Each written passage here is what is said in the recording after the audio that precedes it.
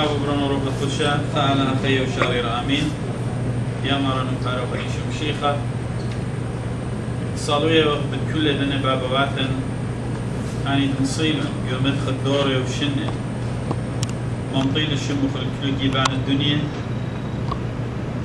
ومضيله بكل خا دكتا جو دنيا أخذ ماري لمرضى ماتيوس اتلي شوهارا قد أمرن ليتن دكتا اتلتلن خا بسقوق ولك منطية بشي خايوت هالصالوية وقد دارت أخوبة يقول بواتت كلنتن جميع وخلاخة وكل آني لاخين قريتا قد هم شها وقيرة تشمخ منطية قد آني ناشد لا يطيلو هدية وكل داناته والعالم آمين آمين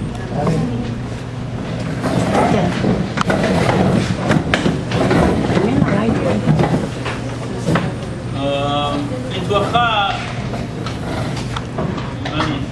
هنا اتوخا بوينتر خلاها متوت يبين انت يدايو اوطق زيتامله maybe on needed if that map and you can share relevant داخل بيض الخالص باين ليلة قدينا وقد يوخني لا ليلة بقى الكاميرا لا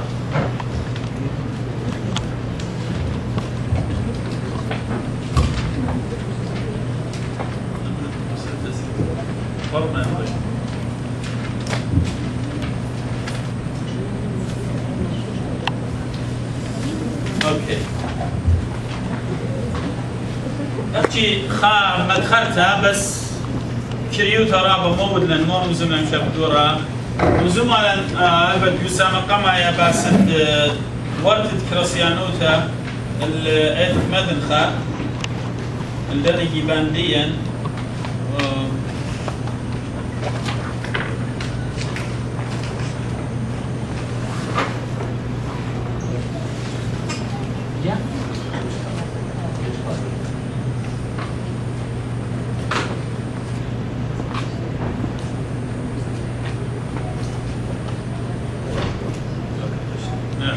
زمانا بس ورثة كراسيانو تندني جيبانة داخي ورا من أرهي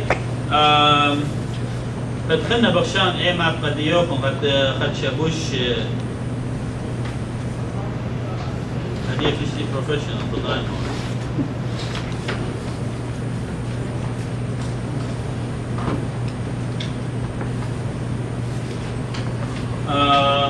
صارت قدام هبل أنطيخ لخلا ليلة ما بيون كيستانين أنطيخ بنجي بانيلا بتايلا كراسيانوتا من تاما لخ الأرهي وهي إلى نصيبين هبل ماب أختي قد يطيتن إلى مرعيات إيد مدخة جدار الأسرة لتوخا ما بخيتا قد بجرة كليرة من بجرة سبيتا سوش خلالي هي إلى مرعيات الدار الأسرة إلى رابع من ذلك مرعياته بتخازيتهم قد إتوى بابا قبل هذا لينا متى أحكي إلى بس مرعيات لينا متى مثلا إيكيلا أورشلم يعني أورشلم دولة إيكيلا أنطيوخ إيكيلا مثلا أن مرعيات ديوت إتم أرويتا لينا متى لخا أحكي متى مرعيات دي مدرسة اوكي أرهي لخلا أرهي لو جدار الأسرة لو مرعية الدين أختي إيوا نصيبيني وشقلتها شمة أرهي واللخل دوجي ببنجي بانا من أنطيق بتايل اللخة كراسيانوتا أدي ماري ومرتو مع أخت بضايخ يعني رابا من ملبان بمارينا قتية للخة الأرهي أبا من أرهي صدية لبنارة أو خيشة اللخة الهندوستان مخا تيلا الأربل دول اللخة أربل من أرهي تيلا الأربل لخة ومن أربل المرأة دي سمل بقيدة لخة بسقوبة شيتت أمه أربع وخلطها من تامة بصلايلة السالق وقطيسفن إلى بنجيبانا بس سالق قسم لتلخة يبقى موديسة بادرياركا قدار أسرة كرسي شنيو والبغداد دولة بغداد إلى كرسي بادرياركا إن سالق قسم إلى بنجيبانا لخة خارج 3 كيلومتر ساوث إيست اتبغداد. Ethan, goda file din شدو SoundCloud part 3 إلى جاو. So خاطرهم زملا البت خكمة يقولن خكمة بويانة خكمة I gotta speak in English, sorry. So we give some evidence and some proofs how Christianity, was in this area from the beginning of the, from the end of the 1st century till the beginning of the 2nd century. We went down to the issue of when was Salim, this prophet, the patriarch, the chair of the apostolic see or the patriarchal see, when was it established? Was it in the 4th century when Mar Papa became the patriarch, or was, like the tradition says, in the 1st century by Mar Mari? And we mentioned that there was a competition kind of between Erbil and Salih, and because there were two big cities, major cities in that time, and how it ended up Salih became the patriarchal province because of its political and strategic position and place. We don't have that much information between in the gap between Marmari and the 3rd century, beginning of the 4th century. We don't have that many information, but we do know that Christianity was growing rapidly in this area, and we spoke about the tolerance of the Parthian Empire, which was before the Sasanian Empire, and then that tolerance helped Christianity to increase and move on to even, we know that in the 3rd and the end of 3rd and beginning of the 4th century, we had here in Persian Gulf, we had some churches and bishops. And then we went to the 4th century, the beginning of the 4th century, the 3rd century when Sasanian Empire took over, and how Shapur the first, like all the kings, there were always wars between them and Roman. How he won the war in Nasibin in 363, and he took over Nasibin, and there was a school there. The school fled to Urhay, and he captured a lot of Christians, and even the patriarch of Antioch, he captured it. He brought it to Beit Lafat, which is number 2, this area, ila Ahwaz Hadiya. He brought it to this area, and how this and along with the war and the border in the Roman Empire here, this river, Euphrates River, was the border of Roman and Sasanian Empire. How the war on this area, or the persecution in the Roman Empire before 311, forced a lot of Christians to flee this the Roman Empire and go to the Persian Empire, which was Parthian Empire, because there was some tolerance and some more freedom there. That, along with those people who were captured by Shapur I, and of course the zeal and the passion of our church father, we know that in the 4th century, the beginning of the 4th century, Christianity grew rapidly, and we had a lot of dioceses on all over the place, and how Mar Papa tried to bring all these parishes together to organize the church, and it wasn't easy for him. There was Marmilis, Bishop of Sus or Suda here. was against him with some other bishop, and he had a stroke. But with the support of some of the Western Father, he remained on the seat, and they confirmed, let's say, his request and his wish to make Salih to become the apostolic see. We came to the 4th century. Beginning of the 4th century this was the major event that in 310 Mar Papa proclaimed Salih to become the patriarchal see. Then, after that, something very interesting happened, unfortunate and interesting in the history of Christianity in the Middle East. The persecution. So this was the conflict in the church, the authority conflict. We spoke about Mar Papa and his reasons for that was that it was established by Marmari, Bishop of Salih, as the bishop of the capital, and the service and help done by the Bishop of Salih and the palace for the other bishop. These were some reason that were in favor of Mar Papa to become the bishop of to make the Bishop of Salih the bishop. Okay, come on. This way.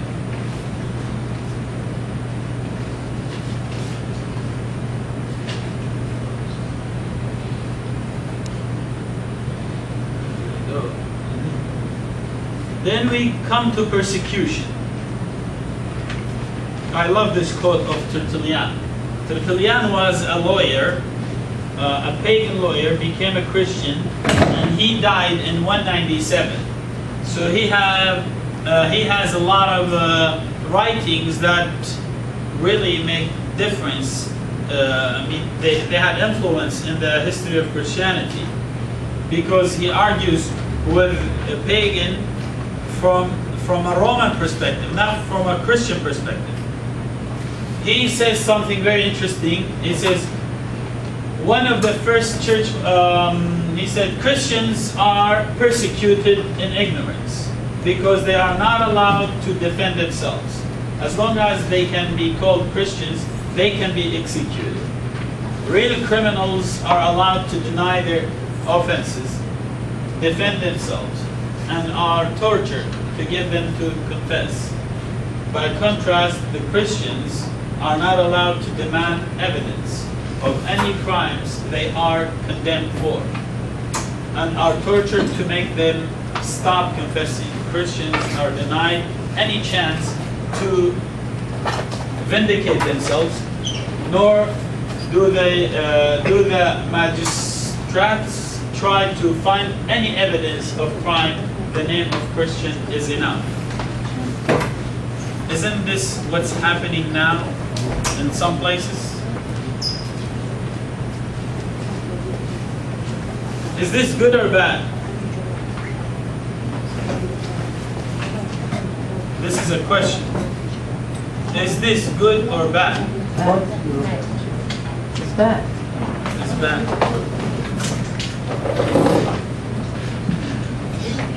You know what?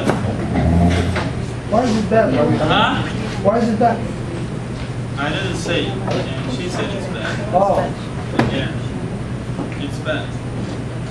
But look how our fathers see that. They saw blood of Christian are the seed of Christianity.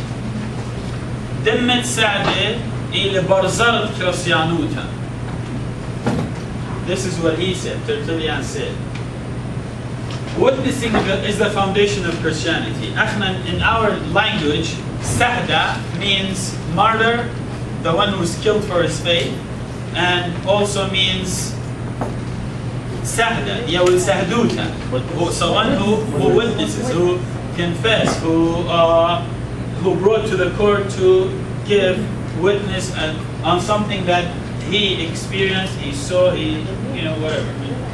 So witnessing is the foundation of Christianity. Iman Shimon Keba was speaking. He said, he gave a long speech about how you crucified Jesus, and he said, we are all witnesses. In his first speech, Peter, who's the head of the church, the head of the apostle, called the believers witnesses. Jesus Christ,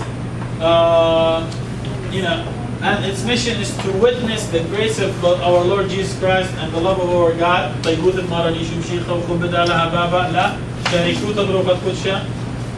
establish spiritual community among the people.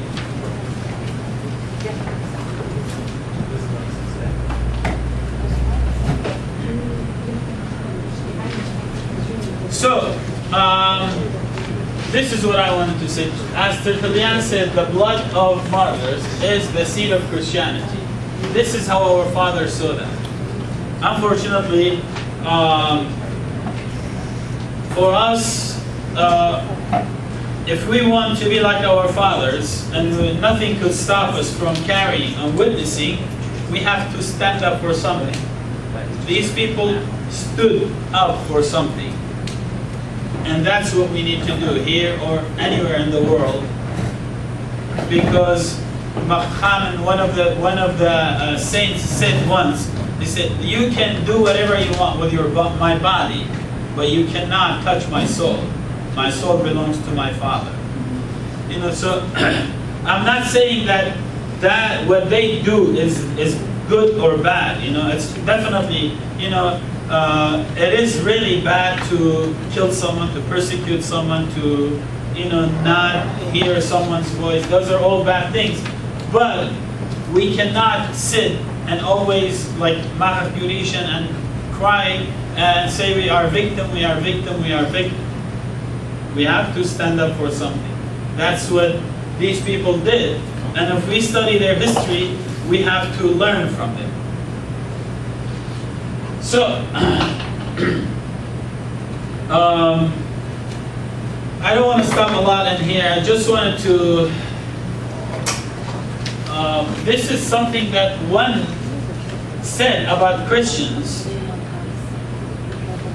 He said, they were also so zealous in their imitation of Christ that though they had attained honor and had borne witness, not once or twice, but many times, having been brought back to prison from the wild beast, covered with burns and scars and wounds, yet they did not proclaim themselves martyrs, nor did they suffer us to address them by this name.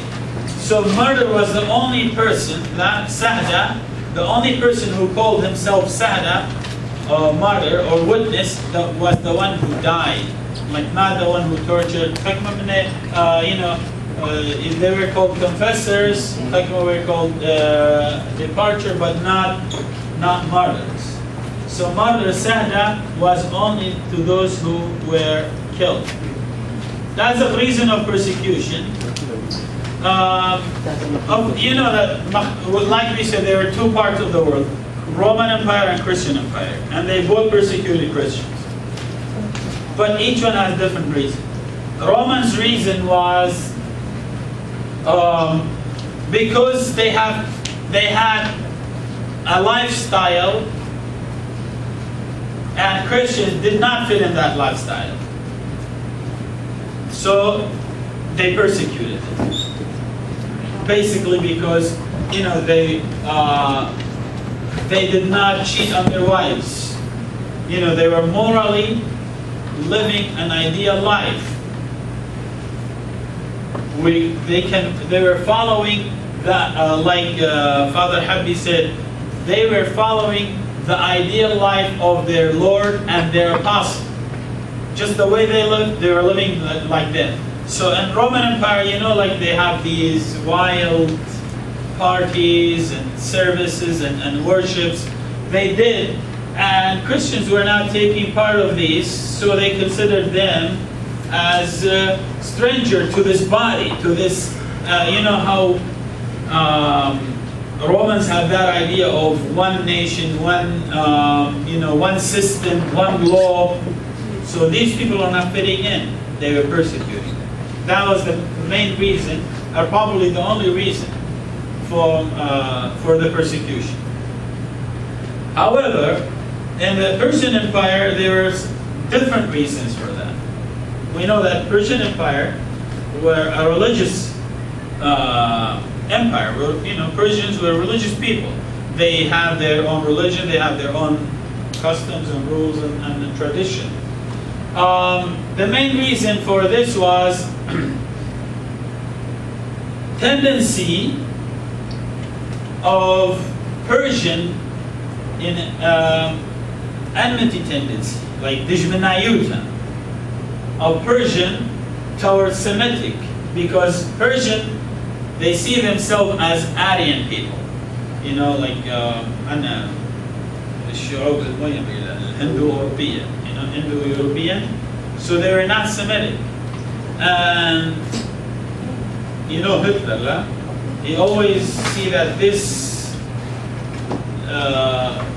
people are purer, are stronger, and they should be better than the other people. And this is something in the genes of all these. This is one of the scholars saying. So there was this tendency, you know, enmity tendency, and toward all the Semitic people in general, and Mesopotamian, because they were close to them, they were living with them, you know, in particular.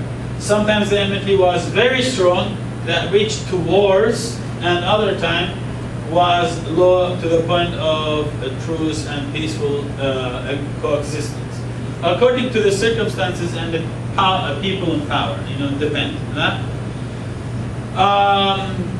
Of course, during the Sasanian rules between the 3rd and the 5th century, the scholar agreed that the main reason for persecution of the Christianity was that incitement of the Persian religious leader. Incitement was the Duzila, yani shiketa, makhiyamta. The empire was using, the second reason, was using the Persian religion to strengthen their state. You know, like Persian, Sasanian, they took over Parthian Empire.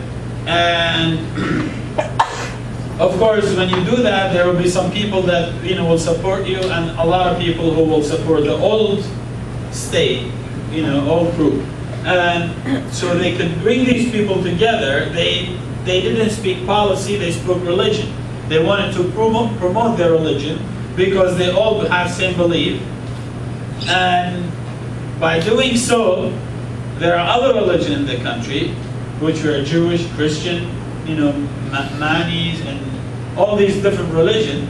So they, you know, they gave power to their religious leaders, So these people use that power to, you know, to eliminate all other religions from their empire.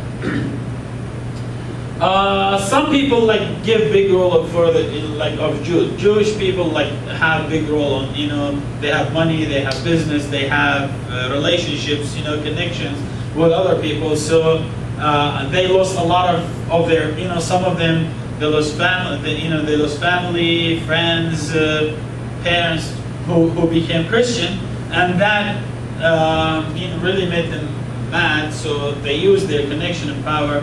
But this is honestly not a very major reason. This could be a very secondary reason.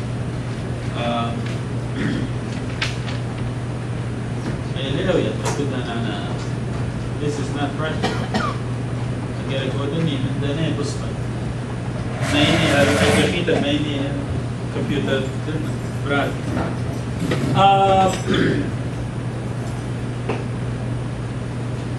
The division that erupted soon in the church during Mar Papa and Mar that issue, you know, between these, there are some division among the church, among the bishops themselves, praise deacons. So that also, we have to remember that, when there is, when there is no love among us, the devil, the enemy, comes and make room between us. And that was one of the ways. However, Father Habib believes that national, cultural, political, social, and religious factors collectively were the reason for persecution in days. It's not this or that or that. It's all these together. While the political factor in itself, the enmity between Persian and Roman, which that's what we mean by the political, and covering the political and economical weaknesses of the administration were all secondary reason and not main reason for as some scholars believe. Some people say, because there was a war between Roman and Christian and Persian, so these are Christian and these were some reason, but they were not main reason. The main reason were, like we said, this national, cultural, this enmity between Persian and Semitic people. Martyrs help us understand the great value of testimony rendered to Christ by totally giving one's life. This is a donation that can be at certain moment asked of some, but that we are all asked day after day, hour after hour. And we not to shed our blood, but to give testimony to values.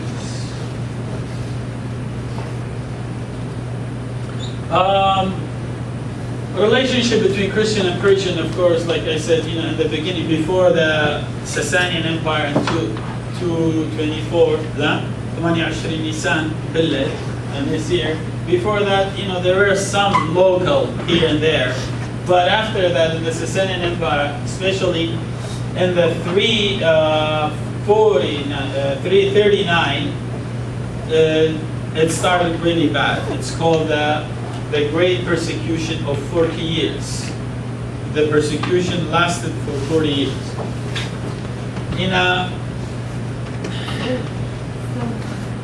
In 309, right after Mar Papa, before Mar Papa, 309 till 379, for 70 years, this guy, Shapur II, ruled 70 years. And he was so bad that he started persecution. Of course, he was very young when he started, when he became a king. But after 30 years of his governing, he started persecution till 79 when he died.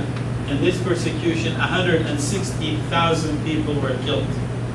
Most of them, a lot of bishops and priests and 4 patriarchs. All this article resource agree that greatest persecution of Christianity in the East persecutor was Shapur. The Emrile Shapur Drushan, because he used to tie people to 2 horses, and he make the horses run, and he would pull their arms. That was his first target. He was a fanatic Persian who wanted to establish political uniformity based on religious uniformity in his empire. Maybe trying to follow Constantine's model. You know what's Constantine's model, huh? He tried to unite his empire, Roman Empire, under Christianity, but this one under Persian, Zarathustra.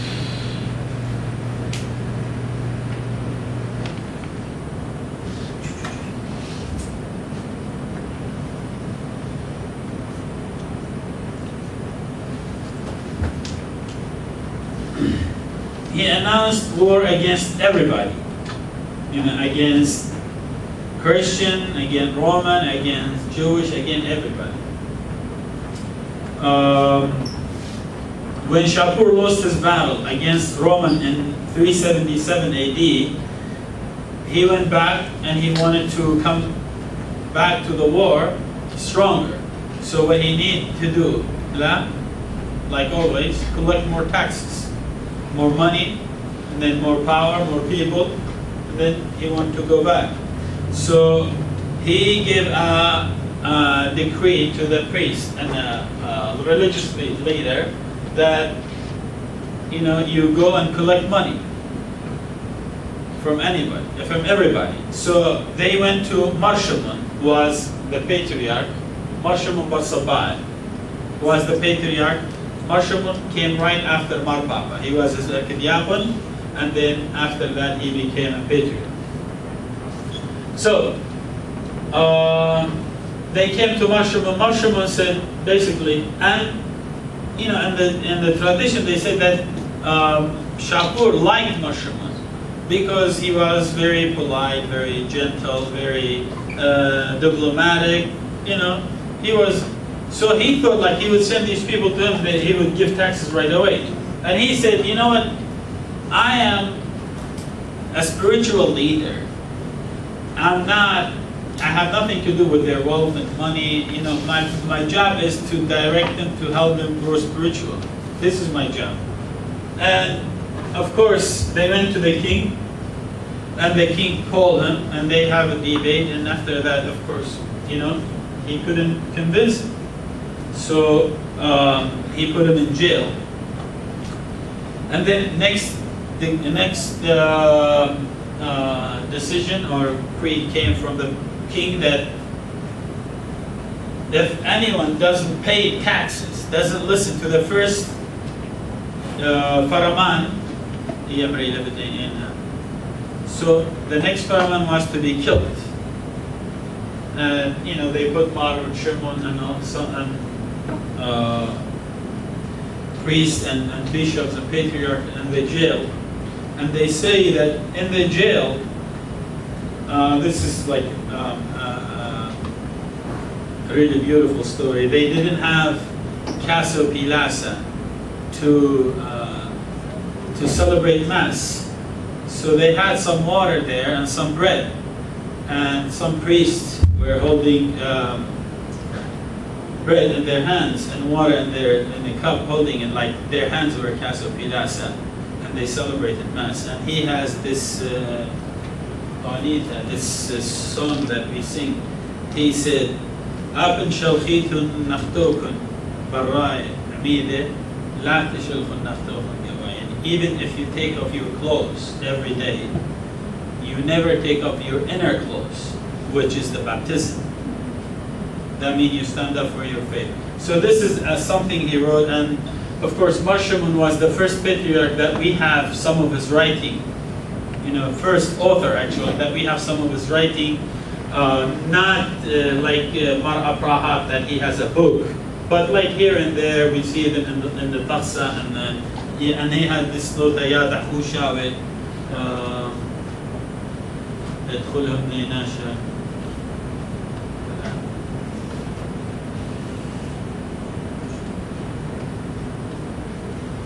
Yeah, so anyway,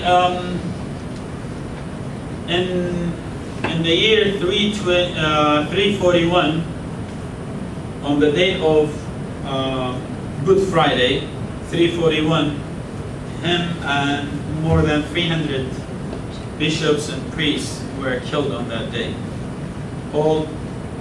He was watching them.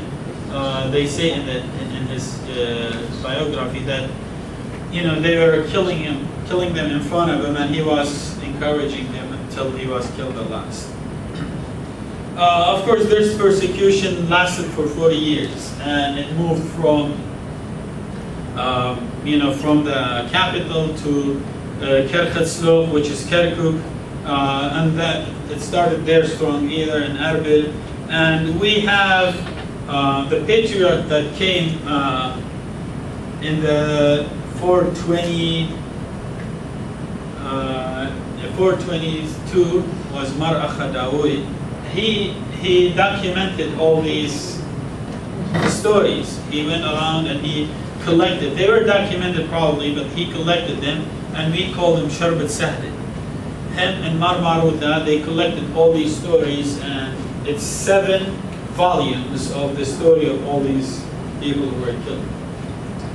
After persecution, Shapur died in 379, and the persecution stopped. Died after he was. After 70 years of reign, characterized by brutality and cruelty, especially toward Christians of Mesopotamia, his brother Ardashir II succeeded him in the chair. He also was brutal, but he did not last, for a long time. And after that,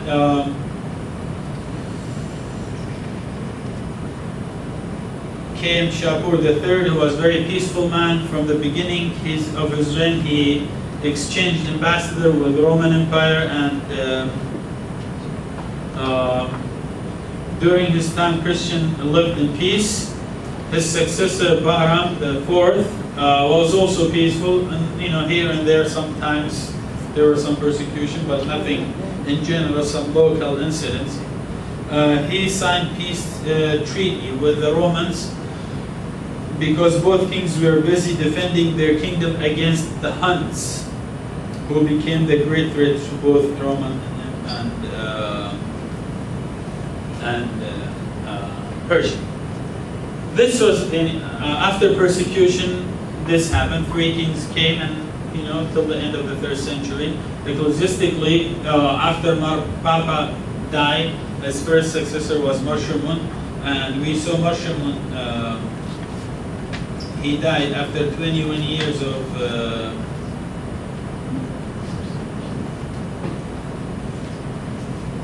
after being in the scope of the Patriarch for 20 years. Yes, so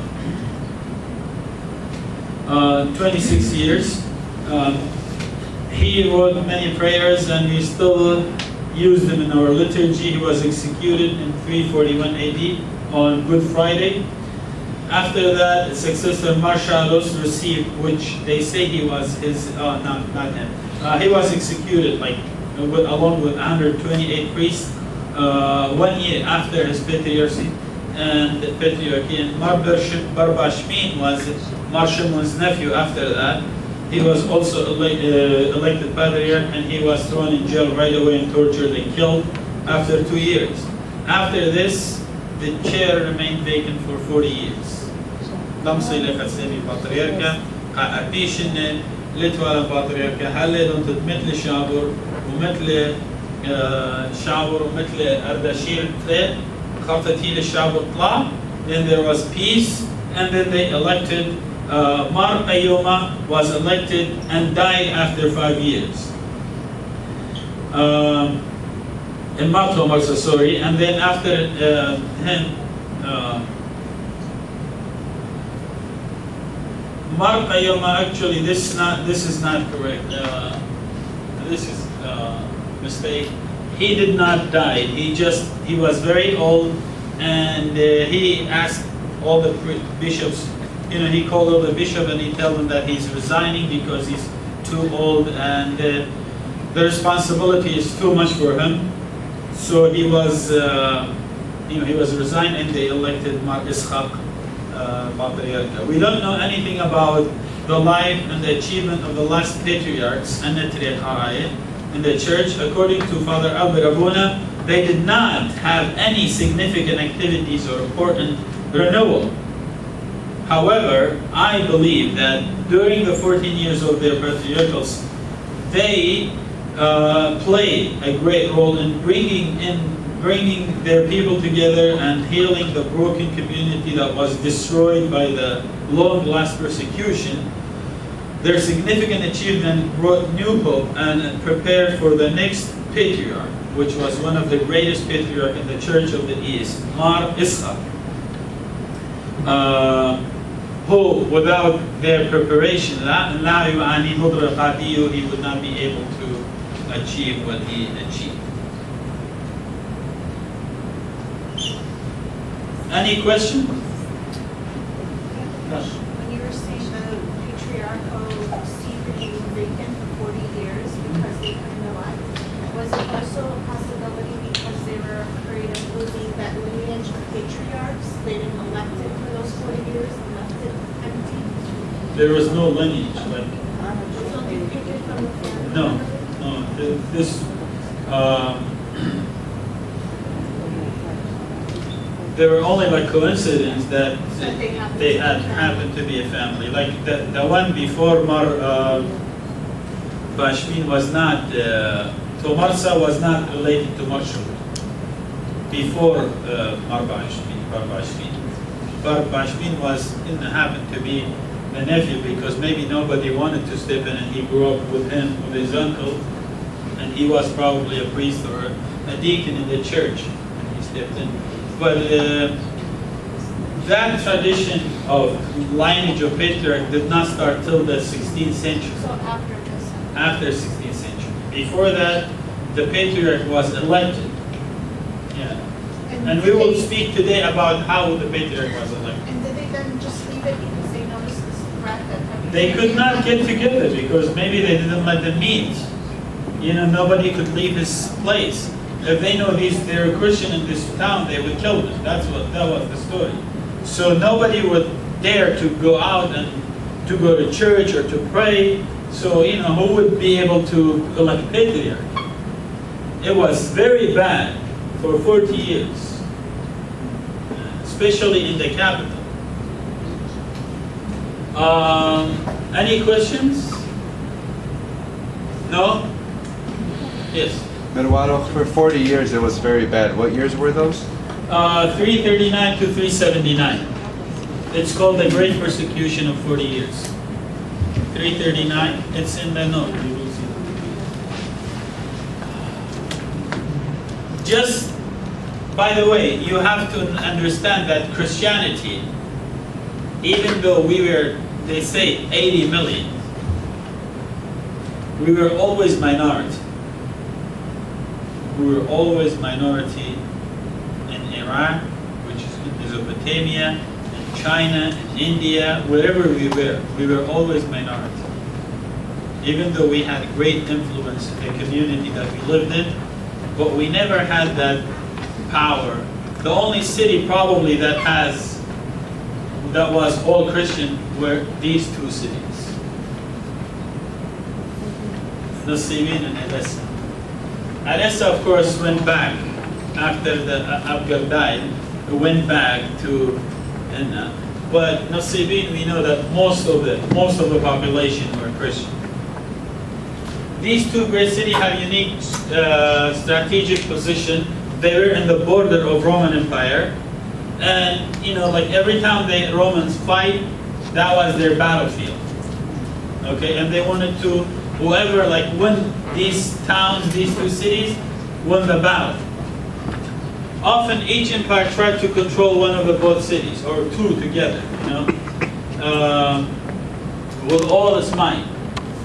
As we saw before, failing to control Nasibin was one of the reasons that promoted King Shapur II to impose more taxes on the citizens of the Persian Empire, because this city was very important to them.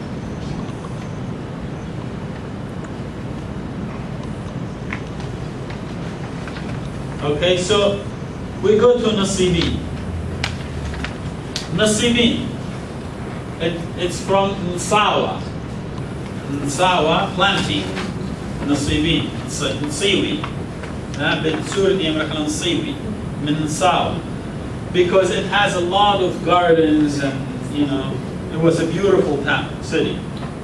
Nasibin was a big city and majority of the population were Christian. It was on the east of Edessa.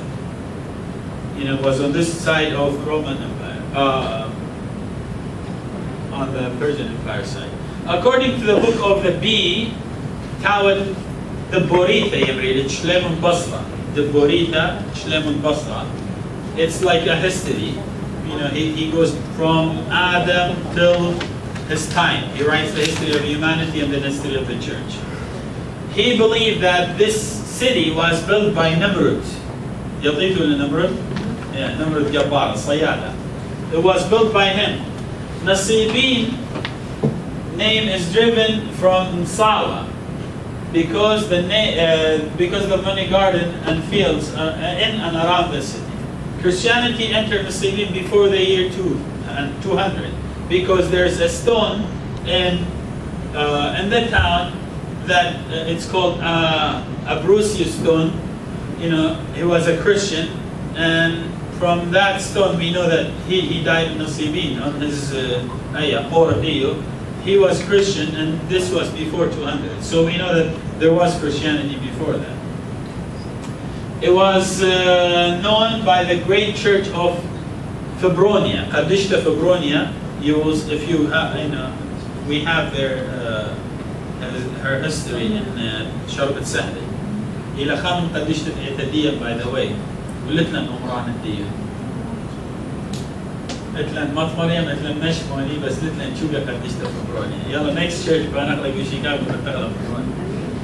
The town did not become famous before the end of the 3rd century, as Edessa, basically because it was not a kingdom. In Bushituala, it has more influence, it has more achievement, let's say. It has great impact in everything around it, but it was not famous because Lewa kingdom, Lewa Kha, politically Lewa Raba Marishima. In 363, Roman Emperor Jouvin was obliged to cede Nasibin and 5 neighbor districts to Persian. So before that, by the way, we had a school in Nasibin that was built by Marabrim and Mar Yaqub, Nasibin, Episcopal Nasibin. He built this school, and he asked Marabrim to be the director of the school. And when the Persian took over, they moved to Urhay. So in 363, he pulled the Shapur, the first, the good one, took over. The Nasibin region, after nearly 50 years of rule by Constantine and his Christian successor, may well have contained more Christians than the entire Sasanian Empire. Okay? And this Christian population was absorbed into the Church of the East in the single generation. So this was a great city, a lot of Christians there, and when Shapur took over, after 1 year, they all became, because there was no, just so you understand, there was no, at that time, there was no difference in dogma and theology. It was just like this patriarch is for this region and this for this. So when Nasibin became part of the Persian Empire, these people, it's easy for them to follow the patriarch in the east than to follow the patriarch in the west. That's what happened. It was that simple. Like for now, if it was in that time we were living here, we would be whatever church in America, whoever the patriarch in America, like even in how we were like Mexican, whoever, we would be following their tradition because we're living in that region.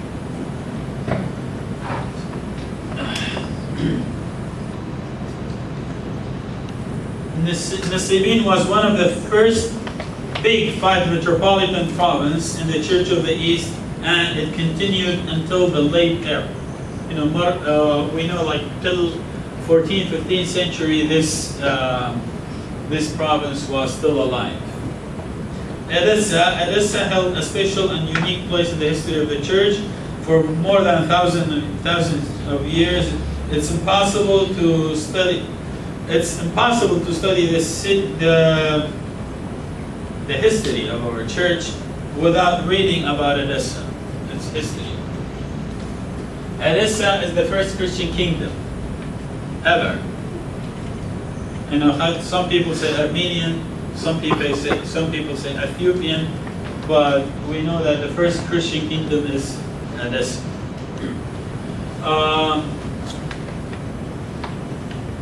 The language there was the Aramaic, the one that we use in our taqsa. That is actually, it's not Aramaic, it's Assyrian with Urhay accent, with Edessan accent. Like, how there's Tiaraya accent, Jilwaya accent, this was Urhay accent. the one that we use in our books of prayer. When the ancient world was governed by two powers, Edessa had self-governed rule and was somehow independent. Christianity entered Edessa through Martuma, and his disciple Maradin was established by the disciple Maragay Marachay. According to the mentioned historical resources above, from here the apostle went to the city of Nasibin, north of Iraq, and then went to Erbil, and then went to Salih, the capital of the Parthian Empire, just as I mentioned in the beginning.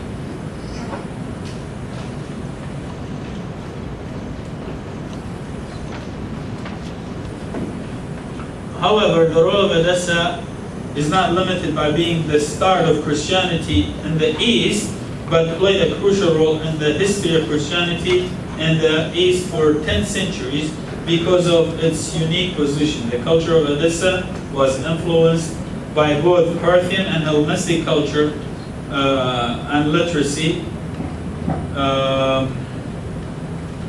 and culture in general, but yet it kept an Eastern characteristic.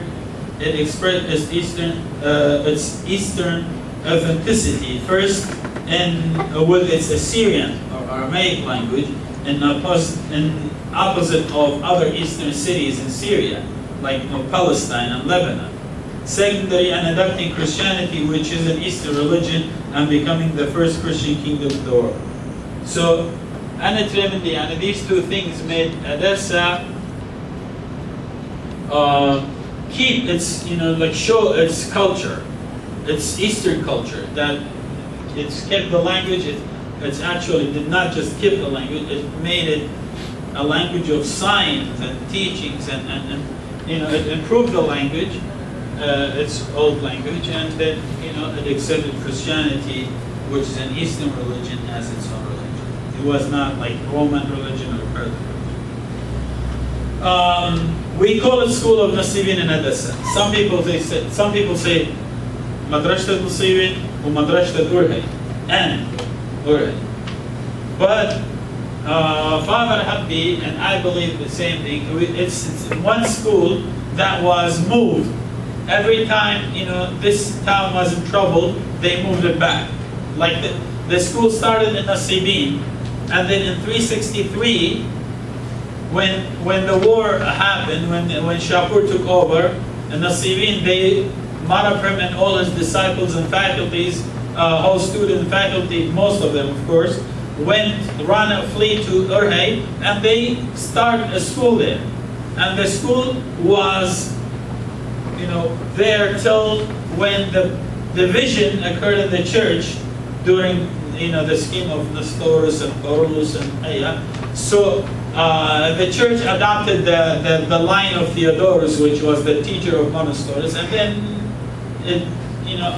most of their students, Marbar Soma, and a lot of students who were against Carolus and against these Ephesus, they ran away back to Nasibin, and they started school there again. Marbar Soma became the bishop of Nasibin, metropolitan of Nasibin, and he asked his friend Marbar and said, "Why don't you, get all your friends and faculties and students together and start the school?" So it was the same school, same system.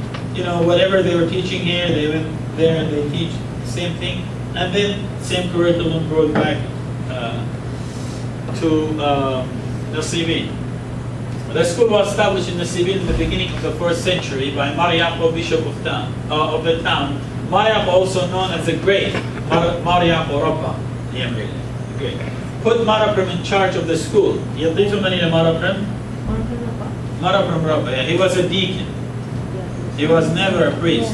And they say he became a deacon, so he he would be able to go in the altar, not because he was, but half of the book of prayer is written by him, and he has a lot of writings. So Maraprim, he died in 373. He became in charge of the school, and became the wise administrator because of his wisdom and his leadership skills, he attracted all these, students in the neighbor towns to that school, and in a short while, the school became very famous. Like we said in 363, the school moved to Orhe. And the school continued in Edessa until the Great Division of the 5th century. However, in the year of 457 AD, and because of the Christological dispute, Marmarse, along with his friend Barbarsoma and many other students, moved back to Nasibin and restarted the old school.